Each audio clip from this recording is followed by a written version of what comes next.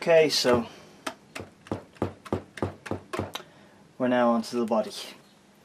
I'm not going to film a lot of this because it's going to be a lot of just hand sanding and using various different power sanders and stuff with various different grits. As you saw yesterday, we're looking at about 5 layers of paint on top of the original black, so we're probably going to try and take it down as close as we can to the black. It's going to be refinished in a matte black or flat black finish, so we're going to try and take it down to just the black that's already there, and then while it's at that stage we're probably going to fill in the likes of these screw holes which aren't part of the original pickguard. Just look, and even some of these holes here aren't part of the original pickguard either, so we might end up filling some or all of the holes, and then we'll be talking to the new owner, and we may fit a new pickguard from, that would be an original Danelectro. We might make a pickguard for it, or we might see how it looks without one and go with that. But as I said, I'm not going to film a lot of this because it's just going to be hand sanding, but I'll come back at various stages once, say we've gotten rid of the top 2 layers, just to show how long it's taken. When we're doing areas like in here and inside the cutaway and that, where I know it's going to be problematic, we'll film some of that, just to show what problems we're having and stuff like that.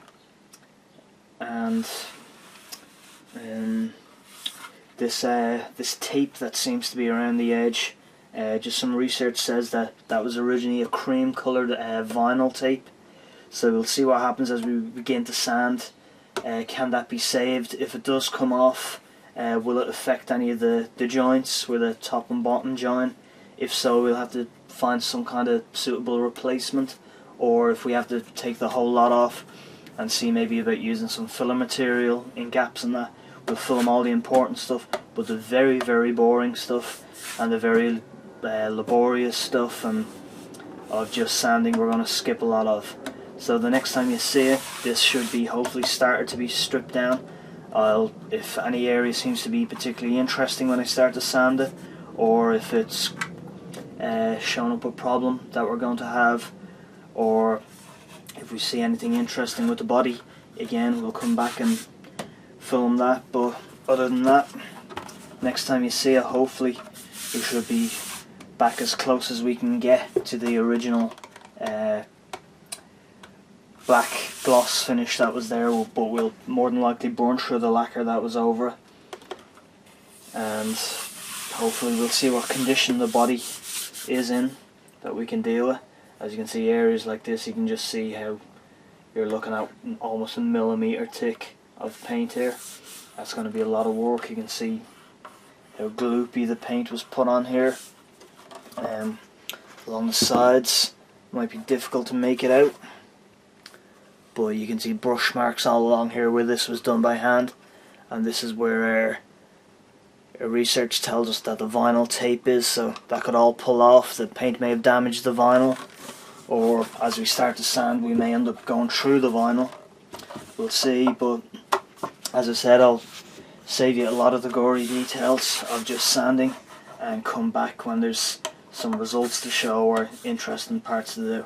Like you can see here, there's 3 screw holes really close to each other, which would not have been on the original.